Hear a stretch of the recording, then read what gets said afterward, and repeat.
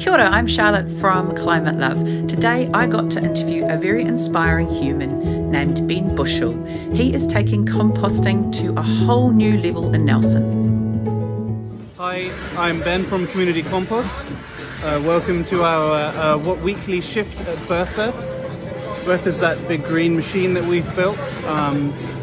She's processing the week's food waste that we've collected from around Nelson City with our e-bike and trailer and a little van as well. As you can see, the team are working away. We put it through the shredder and then it goes into Bertha, and then we wash all the buckets up so they're really squeaky clean when they come back to the customer the next week.